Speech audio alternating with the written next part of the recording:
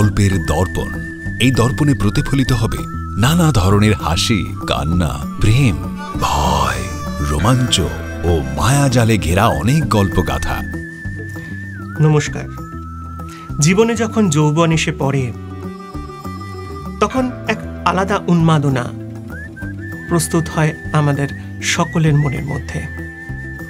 আর এই উন্মাদনার উপর ভর করে আজ এটা করতে পারবো, কাল সেটা করতে পারবো, আজ এটা করব, কাল সেটা করব, সব কিছু সফল করতে পারবো, এই মানসিকতার উদ্রেক হয়। কিন্তু তারপর জীবনের জল যখন গড়াতে গড়াতে তলানিতে এসে ঠেকে তখন মন মানসিকতার পরিবর্তন হয়। তখন যা চাইনি, যাকে সারা জীবন অবহেলা করে দূরে ঠেলে রেখেছি, তাকেই জড়িয়ে ধরতে হয়। এইরকমই একটি গল্প জ্যোতির্ময় চক্রবর্তীর, যাকে পরিচালিত করেছেন সত্যপ্রিয় সরকার, কণ্ঠদানেও সত্যপ্রিয় সরকার এবং ঋতুপর্ণা সিনহা। আসুন শুনে নিন আজকের গল্প শেষ বিকেলের আলো।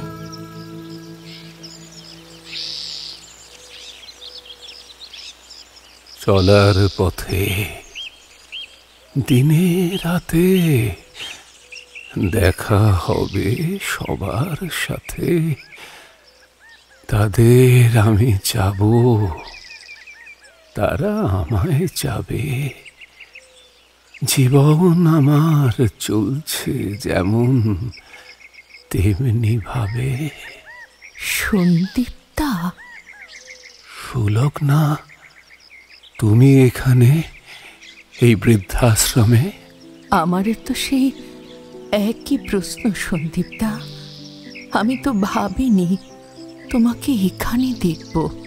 এই কথাটা আমি বললেই বেশি মানাতো বোধ হয়। আমি জানি সন্দীপ্তা, তোমার মনে আমার প্রতি অনেক অভিমান জমা আছে। সুলগ্না, এতদিন পরে আমাদের দেখা হলো, জমা খরচের হিসাবটা এখন নাই করলে? না না, আমি তোমাকে আঘাত দিতে চাইনি। তোমার চোখে আমি অপদার্থ হতে পারি, কিন্তু এই গোধূলি বেলায় এসে তুমি যে আমাকে আঘাত দেবে না আমি জানি। এখনো এতটা কষ্ট বুকের মধ্যে জমিয়ে রেখেছ, ধূসর পাতার মতো অতীতটাকে এখনো আঁকড়ে ধরে আছো। জীবনের বন্ধ পাতাগুলো খুলে দেখতে হলে অনেক ধুলো ছাড়তে হবে। সুলগ্না, এখন তো বর্তমানটাই ফিকে হয়ে আসছে। এখন থাক না ওসব কথা, আগে এটা বলো, তুমি এখানে আছো কবে থেকে? ওসব কথার উত্তর পরে দিচ্ছি। আগে চলো কোনো একটা জায়গায় বসি। অনেক দিন পর চেনা মানুষের সঙ্গে দেখা হলো, আগে একটু জমিয়ে গল্প করা যাক। চেনা মানুষ? সত্যি সত্যি কি চেনা? ভাবতে অসুবিধে কোথায়? তুমি কি আমার অচেনা? সন্দীপ্তা, চেনা মানুষ শব্দটায় সম্পর্কের গভীরতার খামতি থাকে। চেনা অচেনার গোলক ধাঁধায় তো গোটা জীবনটাই কেটে গেল।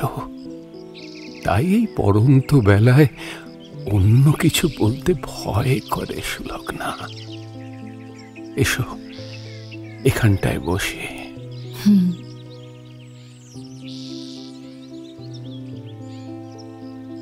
আচ্ছা, তুমি এখনো আবৃত্তি করো? করি করি, কবিতাই তো আমার জীবনের একমাত্র আশ্রয়, যে শুধু অকৃপণ ভাবে আমাকে আনন্দ দিয়েছে, পরিবর্তে কিছুই চায়নি। তোমার স্ত্রী নিশ্চয় তোমার এই ভালোবাসাটাকে সম্মান দিয়েছে। স্ত্রী? এটা তুমি ভালো প্রশ্ন করেছ সুলগ্না। হাসছো কেন? আমি কি ভুল কিছু বললাম? পুরোটাই ভুল। একজন অকৃতদার মানুষকে স্ত্রী সম্পর্কে জিজ্ঞেস করলে তার বলার অক্ষমতাই প্রকাশ পাবে। তুমি বিয়ে করনি?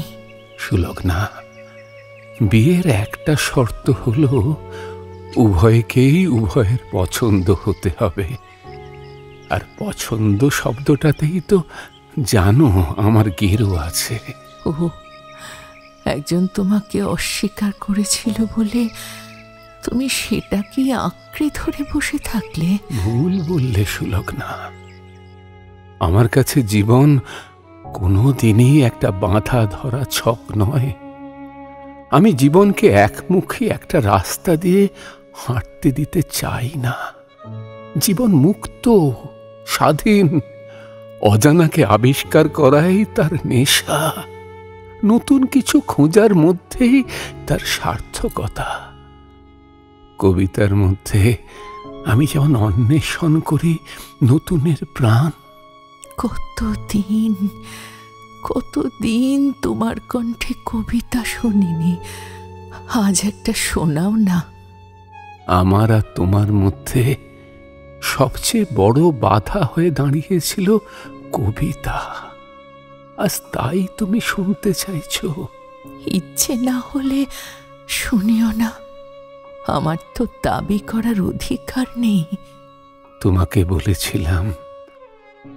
বলেছিলাম যত দেরি হোক আবার আমি ফিরে আসব। তলাধারী অশ্বত্থ গাছটাকে বাঁয়ে রেখে ঝালডাঙ্গার বিল পেরিয়ে হলুদ ফুলের মাঠের উপর দিয়ে আবার আমি ফিরে আসব। আমি তোমাকে বলেছিলাম এই যাওয়াটা কিছু নয়, আবার আমি ফিরে আসব। ডগডগে লালের নেশায় আকাশটাকে মাতিয়ে দিয়ে সূর্য যখন ডুবে যাবে, নৌকার গলুয়ে মাথা রেখে নদীর ছলছল ছলছল জলের শব্দ শুনতে শুনতে আবার আমি ফিরে আসব। আমি তোমাকে বলেছিলাম। আজও আমার ফেরা হয়নি।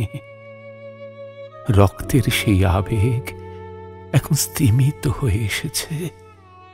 তবু যেন আবছা আবছা মনে পড়ে আমি তোমাকে বলেছিলাম। সন্দীপদা, এত সম্পদ লুকিয়ে আছে কবিতায়, কই আগে তো বুঝিনি কখনো। আজ বড় আফসোস হয়, কেন বুঝিনি? তাই যে জীবনটা অপূর্ণ থেকে গেল। সন্দীপদা, কে বলল তোমার জীবনটা অপূর্ণ? জীবনের বিভিন্ন বাঁকে যা কিছু তুমি গ্রহণ করেছ প্রত্যেকটাই তোমার জীবনে অমূল্য। এই যেমন আজ তুমি কবিতাকে ভালোবাসলে। সেদিন তো ভালোবাসতে পারিনি সন্দীপদা, তাই তোমাকেও নিজের জীবন থেকে সরিয়ে দিয়েছিলাম। কারণ আমি মনে করেছিলাম তোমাকে গ্রহণ করতে হলে আমাকে কবিতাকেও গ্রহণ করতে হবে। কাউকে তো গ্রহণ করেছ, সেটাও তো পাওয়া। ভুল, নিজের কাছেই নিজে হেরে গেছি আমি। ফিরে দেখার সময়টার দিকে তাকালে বড় অনুশোচনা হয় সন্দীপদা, বড় অনুশোচনা হয়।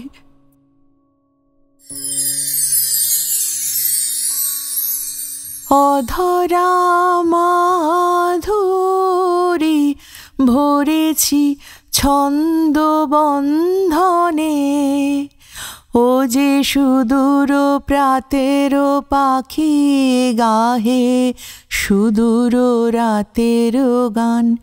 অধরা মাধুরী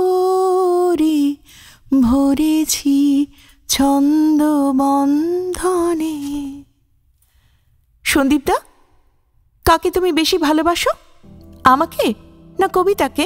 ভালোবাসাকে কি নিক্তি দিয়ে মাপা যায় সুলগ্না? যদি যেত তাহলে নয় তোমার কথার উত্তর দিতে পারতাম। আমাকে ভালোবাসো কেন? আমাকে দেখতে সুন্দর, আমাদের অনেক প্রাচুর্য আছে, তাই?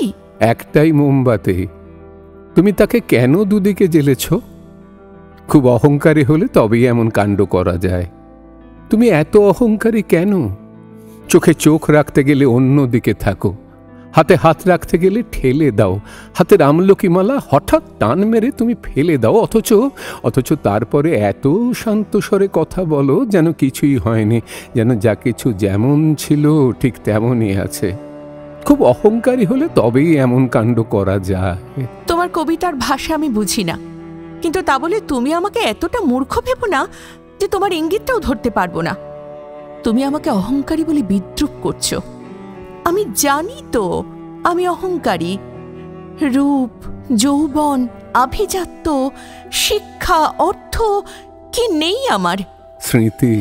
স্মৃতি? অথচ এমন কাণ্ড করবার এখনই কোনো দরকার ছিল না। অন্য কিছু না থাক, তোমার স্মৃতি ছিল। স্মৃতির ভিতরে ভুবন ভাসানো একটা নদী ছিল। তুমি নদীর ভিতরে ফের ডুবে গিয়ে কয়েকটা বছর অনায়াসে কাটাতে পারতে, কিন্তু কাটালে না। এখনই দপ করে তুমি জ্বলে উঠলে ব্লাউজের হলুদে। স্মৃতি নিয়ে ভাবে বোকারা, স্মৃতি আঁকড়ে পড়ে থাকে অপদার্থরা। তুমি একটা অপদার্থ। জীবনটা কাব্য নয় সন্দীপদা।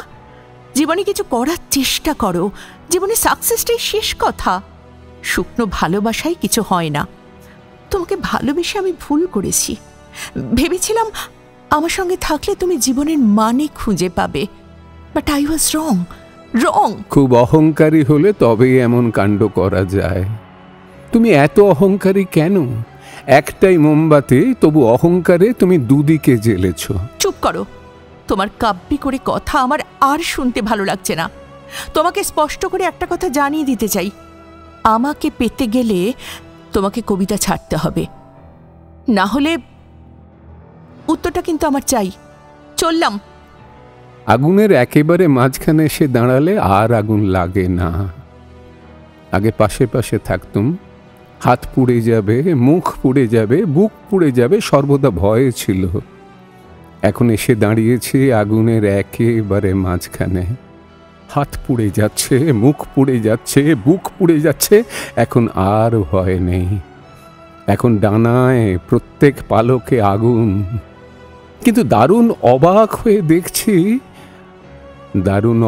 হয়ে দেখছি আমাকে পোড়াতে গিয়ে এই প্রথম আগুন নিজেও পুড়ছে।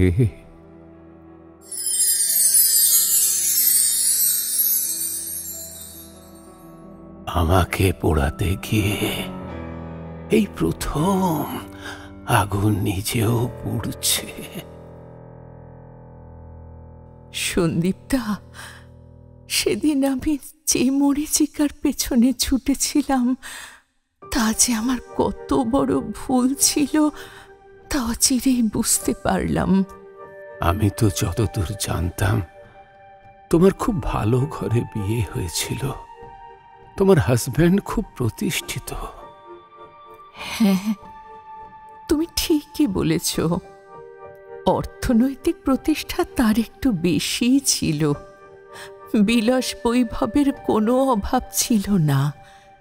যে কোনো জিনিসটাই তার কাছে খুব সহজলভ্য ছিল, আর তাই সে আমাকেও সহজলভ্য ভাবত।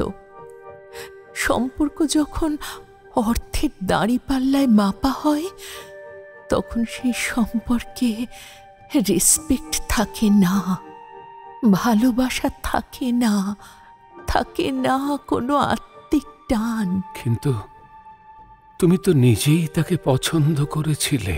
হ্যাঁ, করেছিলাম। আসলে আমি যে তখন মোহগ্রস্ত ছিলাম, তাই হিরে আর কাঁচের পার্থক্যটা সেদিন করতে পারিনি, আর তার মাসুল দিতে হলো গোটা জীবন। তোমার সন্তান? এক ছেলে বিদেশে থাকে। যোগাযোগ নেই? তার বাবা যতদিন বেঁচে ছিল বাবার সঙ্গে যোগাযোগ রাখত। 2 বছর আগে আমার স্বামী। ও, তারপর? তারপর ছেলে আমাকে চাপ দিতে লাগলো বাড়িটা প্রমোটারকে বেচে দিয়ে তার কাছে গিয়ে থাকতে। গেলে না কেন?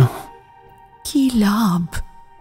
যে স্বামী কোনোদিনও সম্মান দিল না, তার ছেলেও তো সম্মান দেবে না সন্দীপদা। বাকি জীবনটা ছেলে বউয়ের সংসারে আয়া হয়ে থাকতে ইচ্ছে করল না, তাই বাড়ি বেচে এখানে চলে এলাম। কিন্তু তোমাকে এখানে এই বৃদ্ধাশ্রমে দেখব ভাবিনি। জীবনের সব ভাবনাই কি মেলে? জীবন তো অ্যালজেব্রা নয় সুলগ্না। তা নয় ঠিক, আসলে এমন অভাবনীয়ভাবে তোমার সঙ্গে এত বছর পর আবার দেখা হয়ে যাবে।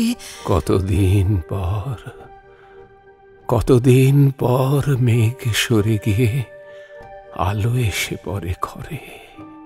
আচ্ছা, এই বৃদ্ধাশ্রমের সঙ্গে তোমার যোগাযোগ হলো কিভাবে? কতদিন পর মেঘ সরে গিয়ে আলো এসে পড়ে ঘরে। স্মৃতিগুলো যেন কথা বলে ওঠে, মুহূর্তেরা মনে পড়ে। এটা কিন্তু আমার প্রশ্নের উত্তর হলো না। হলো সুলগ্না। এই বৃদ্ধাশ্রমের সঙ্গে আমার যোগাযোগ আছে বলেই তো আবার আমাদের দেখা হলো। বলার অসুবিধা থাকলে দরকার নেই। না না, অসুবিধে কিছু নেই। আসলে জীবনকে আমি কোনোদিনই গুছিয়ে তুলতে পারিনি। একটা বাউন্ডুলে ছন্ন ছড়া জীবনকে বহন করতেই আমি অভ্যস্ত ছিলাম। একটা পত্রিকার অফিসে কাজ করতাম। বাবা মা মারা যাবার পর পৈতৃক বাড়িটাই ছিল আমার একমাত্র অবলম্বন। কিন্তু একা থাকতে থাকতে আমি হাঁপিয়ে উঠেছিলাম। আমার একাকিত্ব আমাকে রোজ তাড়িয়ে নিয়ে বেড়াতো। আমি পাগল হয়ে উঠছিলাম। তারপর একদিন সিদ্ধান্ত নিলাম বাড়িটা বিক্রি করে দেব। দিলাম, আর বিক্রির টাকা তুলে দিলাম একটি সমাজসেবী সংস্থাকে, যাতে এই আশ্রমটা গড়ে ওঠে। চেয়েছিলাম এই আশ্রমে আমার মতো যারা একা, তারা যেন সবাই মিলে একসঙ্গে বাঁচতে পারে। দুঃখ নয়, দীর্ঘ নিঃশ্বাস নয়, গোধূলি লগ্নের দিনগুলো কাটুক আনন্দে, একটা নতুন পরিবার গড়ে উঠুক। তাই তো এই আশ্রমের নাম দিয়েছি আনন্দ আশ্রম। সন্দীপদা, ভাঙা ঘরা খেলা চলেছে দুবেলা, তবু তো ভুলিনি তোমায়। গোধূলি বেলায় শেষ আলোটুকু চিরঋণী করে আমায়। সন্দীপদা, এই আনন্দ আশ্রমে আমাকে একটু আশ্রয় দেবে? তুমি তো আমার অধরা মাধুরী, সযত্নে আছো পাশে। যত দূরে যাও, যেভাবে তাকাও, মন শুধু ভালোবাসে। সন্দীপদা, অধরা মাধুরী, ভরেছি ছন্দ বন্ধনে। ও যে সুদূর প্রাতের পাখি, গাহে সুদূর রাতের গান। অধরা মাধুরী, ভরেছি ছন্দ বন্ধনে। সন্দীপদা, সুলগ্না।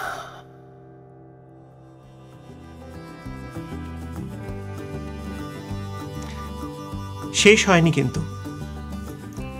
গল্পের দর্পণের আজকে দ্বিতীয় গল্প। হ্যাঁ, আজকে দুটি গল্প।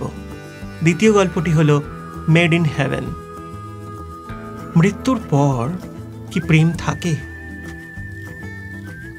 স্বর্গে গিয়েও কি প্রেমের মানুষকে খুঁজে পাওয়া যায়? কি আছে এই হাস্যরসাত্মক গল্পে? আসুন শুনে নেই সুমনা দাসের লেখা মেড ইন হেভেন গল্পটি পরিচালনায় সত্যপ্রিয় সরকার, অভিনয়ে আছেন সত্যপ্রিয় সরকার নিজে এবং ঋতুপর্ণা সিনহা।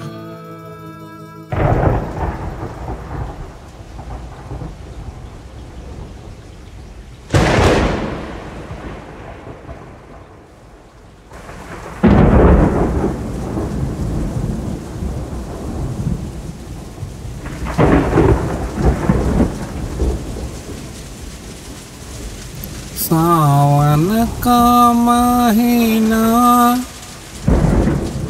पावन करे शोर,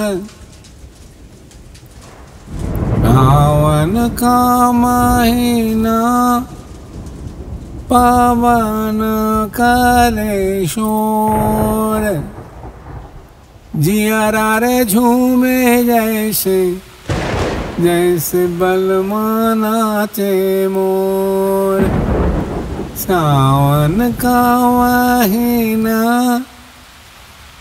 যাক বাবা, অবশেষে একটা ঘর খালি পেয়েছি। কত রকম পাল্টিবাজি না খরচা করতে হলো কলকাতা শহরে একটা ঘরের জন্য। তবে যাই বলো মায়েরি, ঘরখানা কিন্তু এক ঘর। ওহ, খুব খিদে পেয়েছে। যাই এবার হাত মুখ ধুয়ে মাছ রুটির দিয়ে তড়কা, পেটে গুঁজে ঘুমিয়ে পড়ো পেট ভড়কা।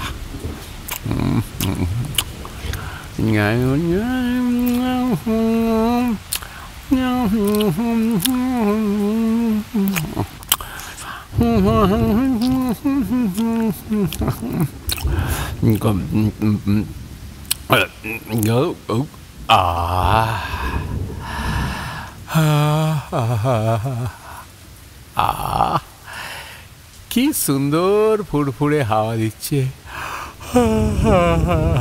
টান টান হয়ে শুয়ে পড়ি।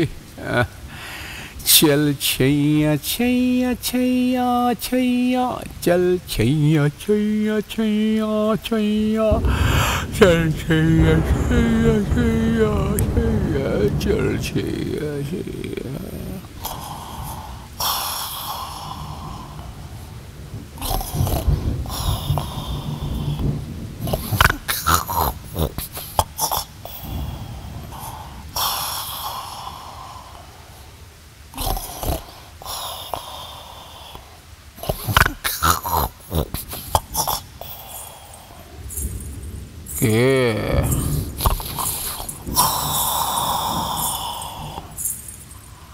কে রে,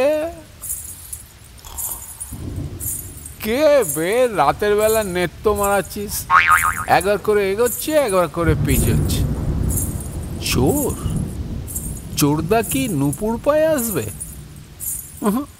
মনে হয় না। তাহলে কে? আরে কে ভাই রাতের বেলা ইয়ার্কি মারাচ্ছ? সারাদিন খেটে খুঁটে একটু লম্বা হয়েছি। আরে দোর তোর, আলোটা জ্বালাতেই হচ্ছে। একদম আলো জ্বেলো না। কে বে? আমি ভূত। ভূত কি রে? মেয়ে ছেলের গলা, তুই তো তাহলে পেতনি। ছি ছি ছি, লজ্জা করে না আপনার একজন মহিলার সঙ্গে এই ভাষায় কথা বলতে? ফট শালা, লজ্জা করে না রাতের বেলা ঘুম ভাঙাতে? এই, আপনি কি বাইজি বাড়ির ভূত নাকি যে নুপুর পায়ে রাতের বেলা ছমছম ছমছম মারাচ্ছেন? যান যান যান, দিনের বেলা আসবেন, যান, ফুটুন। ও মামা মামা, কি মামা মামা? কি মিষ্টি কি মিষ্টি। এই, আপনি দিনের বেলা কোনোদিনও ভূত দেখেছেন? হ্যাঁ, দিনের বেলায় সব থেকে বেশি ভূত দেখা যায়। সেই সব ভূত দেখলে না আপনিও ভয় সিঁটকে যাবেন। হ্যাঁ, একজন প্রেতাত্মা আপনার সামনে দাঁড়িয়ে আছে, আপনার ভয় করছে না? না, করছে না। কারণ হিন্দি সিনেমা, সিরিয়াল, ওয়েব সিরিজে ওসব অনেক দেখেছি। তবে যদি কোনো জটাধারী পরমাত্মা হতো তাহলে অবশ্যই ভয় পেতাম। না, আপনাকে ভয় করছেন না। আপনি তো খুব অসভ্য লোক, ভূতকে মর্যাদাটুকুও দিচ্ছেন না। আমি যা চোখে দেখি না তাতে আমি বিশ্বাসও করি না। বিশ্বাসও করে না? চোখে দেখলে কিন্তু ভিড়মি খেয়ে যাবেন। দোষ সালা, ভিড়মি খাই কি মরমে মরে যায় সে আমার ব্যাপার, আগে চোখে তো দেখি। ঠিক আছে, দেখুন তবে।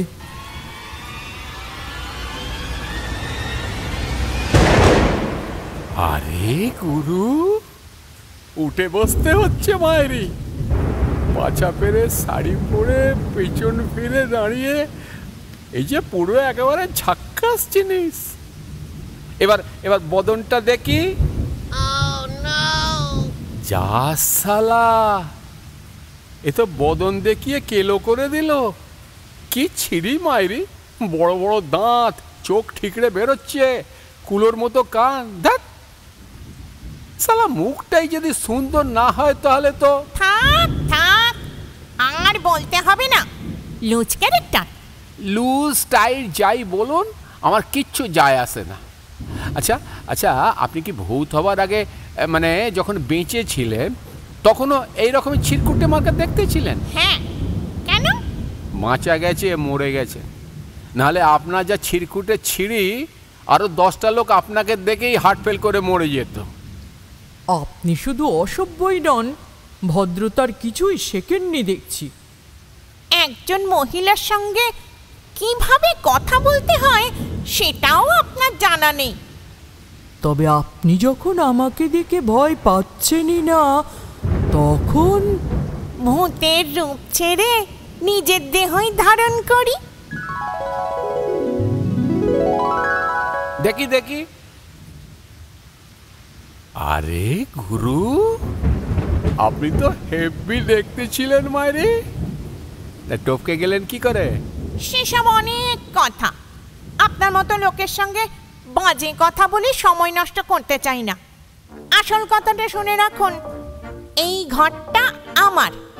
আমি এই ঘরে আজ বহু বছর ধরে রয়েছি, সুতরাং আপনার এখানে থাকা চলবে না। ব্যাস। চলবে না ব্যাস মামদোবাজি নাকি? থাকা হবে না বললেই হলো? কত পেঁচ পয়দা কষে এই ঘর বাগিয়েছি, কত ঘুষ দিতে হয়েছে কোনো আইডিয়া আছে আপনার? তাছাড়া আপনি তো ভূত থুড়ি পেতনি, আপনার আর ঘরের কি দরকার? এ ডাল ও ডালে ঝুলে পড়লেই তো হলো। দেখুন, আমার একটা প্রেতাজিক সম্মান আছে। কি আছে? প্রেতাজিক সম্মান। সেটা কি জিনিস? মানুষের যদি মনুষ্য সমাজে সামাজিক সম্মান থাকতে পারে, তবে ভূত পেতনিদের প্রেত জগতে প্রেতাজিক সম্মান থাকবে না কেন? এটা কিন্তু জব্বর দিয়েছেন মায়েরি, প্রেতাজিক সম্মান। আচ্ছা আচ্ছা, মরে যাওয়ার আগে আপনি কি টিচার ছিলেন? না, শুনুন, আমার একটা ডিগনিটি আছে। আমি ভাগাড়ে ভূতেদের মতন এখানে সেখানে থাকি না। আমার নিজস্ব একটা জায়গার দরকার আছে, আর সেই জায়গায় আমি কিছুতেই আপনাকে থাকতে দেব না। ব্যাস। আরে শুনুন শুনুন, আমায় ভয় দেখিয়ে কোনো লাভ নেই। হ্যাঁ, আমি জীবনে হেন কাজ নেই করিনি, বুঝলেন? টিকিট ব্ল্যাক থেকে আরম্ভ করে রং বদলে ফেলা গিরগিরি নেতাদের সাউকারি সব করেছি। নেতাদের থেকে বড় ভয়ঙ্কর ভূত তো আর হয় না। ওসব কথা আমাকেও বলে কোনো লাভ নেই। আপনি কালকেই ঘর দেখে নিয়ে চলে যাবেন। আজকের রাতটা আমি আপনাকে থাকতে দিচ্ছি এখানে ভূতাবিকতার খাতিরে। কিসের খাতিরে? ভূতাবিক না কি যেন বললেন? ভূতাবিকতা, মানুষের মানবিকতা আর আমাদের। কি সব ডায়লগ দিচ্ছেন মায়েরি? ভূতাবিকতা সালা, কলেজ স্ট্রিটে ভূতেদের ডিকশনারির খোঁজ করতে হবে দেখছি। সে আপনি যা করবেন করবেন, এখন আপনি ঘুমোন। আমি এই চেয়ারটায় বসে কোনো রকমে আজকে রাতটা কাটিয়ে দিই। বলছে শুনুন না শুনুন না, আপনার নামটা যেন কি? নাম দিয়ে কি হবে? নাম বলবো, তারপর মোবাইল নম্বরটাও চাইবেন? যা সালা, এ তো গেঁড়ি গুলে দিল। ভূতেদেরও মোবাইল নম্বর হয় নাকি? হয় হয়। উফ, মানুষেরা এত কথাও বলতে পারে, সো টকেটিভ। না মানে বলছিলাম কি, আমি তো শুধু রাতে আসবো, আপনি থাকুন না সারাদিন নিজের মতো করে এই ঘরে, নো ডিস্টারবেন্স। আমি তো রাতে আসবো, খাবো আর ঘুমোবো, ব্যাস, কোনো সমস্যা নেই। যা সালা, আমারও চন্দ্রবিন্দু লেগে যাচ্ছে। অবশ্যই আছে, আমিও সারাদিন ডিসঅ্যাপিয়ার থাকি, অনলি নাইটে আমি অ্যাপিয়ার হই। তখন আমার স্নান করা, জামা কাপড় চেঞ্জ করা, রেস্ট নেওয়া, আরো আরো অনেক কাজ থাকে। ও আরে, আমি তো ঘুমিয়ে পড়বো। হ্যাঁ, আপনি নিশ্চিন্তে করুন না আপনার কাজ, জামা কাপড় ছাড়ুন, স্নান করুন, নাইটি পড়ুন, কে দেখছি? আমি তো পাশ ফিরে ঘুমোবো। No, never. ঘরে আপনার মতন একটা অসভ্য লুজ ক্যারেক্টার লোক থাকতে আমি কিছুতেই জামা কাপড় চেঞ্জ করতে পারবো না। না না না। নেকু ষষ্ঠীর মা, বারবার বলছি আমি তো পাশ ফিরে থাকবো। আর তাছাড়া ভূত পেতনিদের আবার ওসব কিছু থাকে নাকি যে দেখলেই শরীর একবারে ঝিঙ্গালালা করে উঠবে? এই এই এই অসভ্য কোথাকার, কি হচ্ছেটা কি?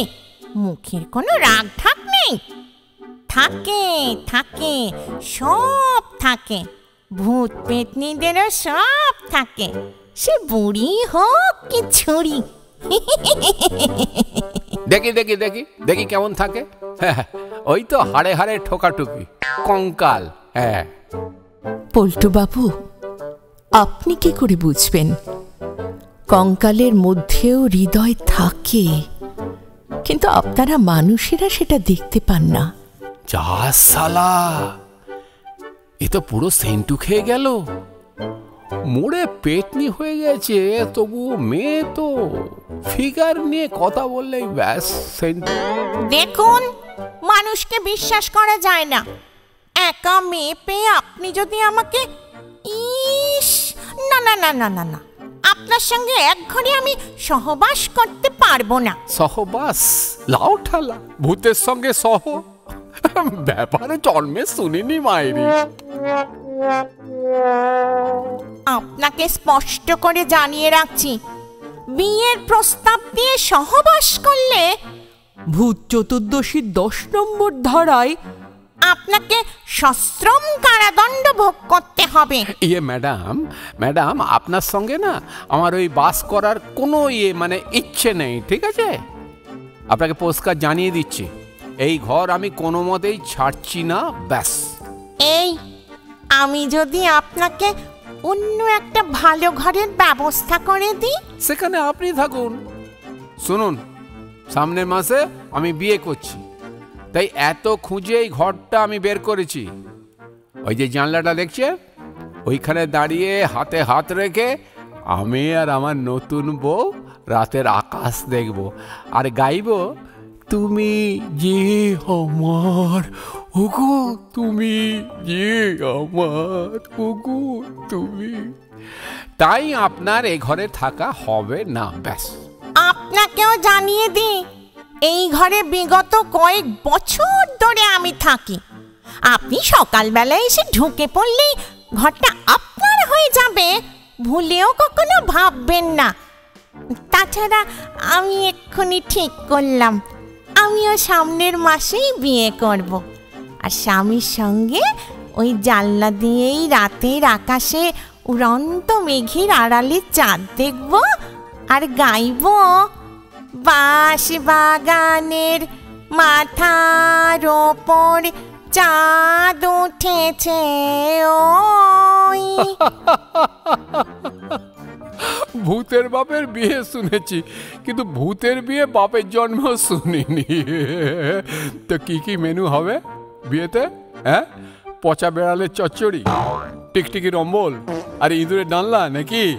আপনার মতন অসভ্য নিকৃষ্টমনের ছোট লোককে কি করে শায়েস্তা করতে হয় খুব ভালো করে জানি। কি বললেন? আমি নিকৃষ্ট ছোট লোক? জানেন আমি কে? আপনি একটা জানোয়ার।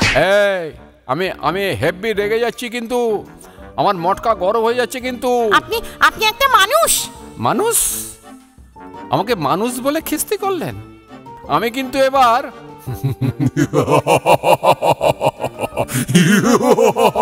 বাবা গো, বাঁচাও বাঁচাও, ব্রহ্মদৈত্য। কিরকম দিলাম? আমি পল্টু সর্দার। ট্রেনে কাটা পড়ে মোড়ে ভূত হয়ে এই ঘর কবজা করেছি। আমায় চোখ রাঙানো?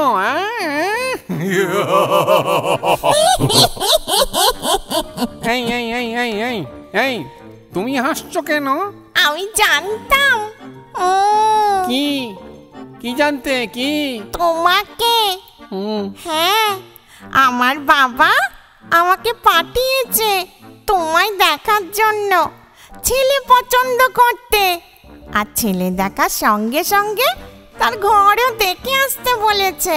মানে আর কি, সামনের মাসে আমার সঙ্গে তোমার বিয়ে, বুঝলে পল্টু সর্দার? আমি মেনকা। সত্যি?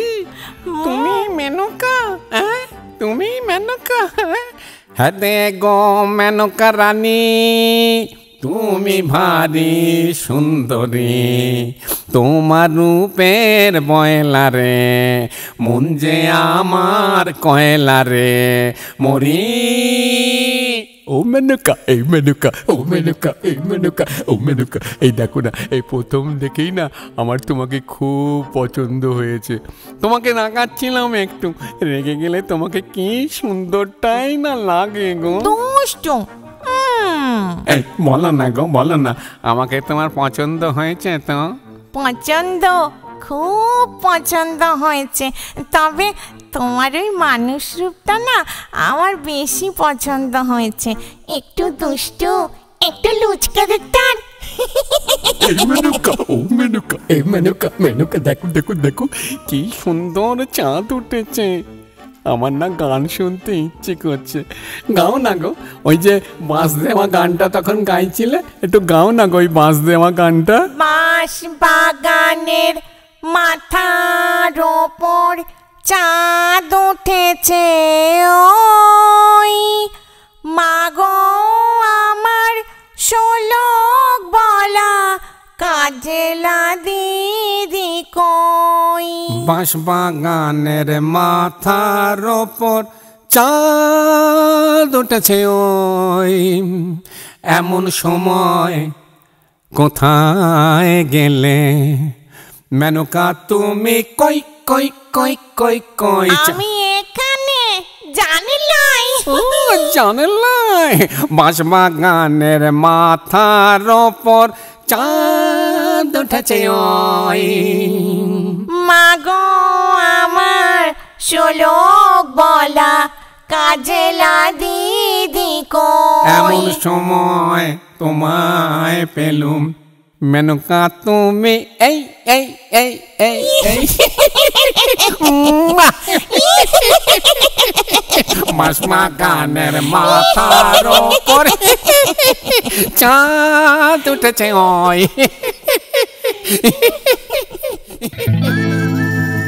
আজকের মতো গল্পের দর্পণের সময় শেষ। আগামী পর্বে নতুন গল্প নিয়ে হাজির হব আপনাদের সামনে শনিবার রাত 10টায়। ততক্ষণের জন্য একটু বিরতি। নানা স্বাদের নতুন নতুন গল্প শুনতে চাইলে আমাদের চ্যানেলকে সাবস্ক্রাইব করুন। সবার আগে নোটিফিকেশন পাওয়ার জন্য বেল আইকন ক্লিক করুন। বন্ধুদের সাথে শেয়ার করুন, আর অবশ্যই লাইক আর কমেন্টস দিতে কিন্তু ভুলবেন না।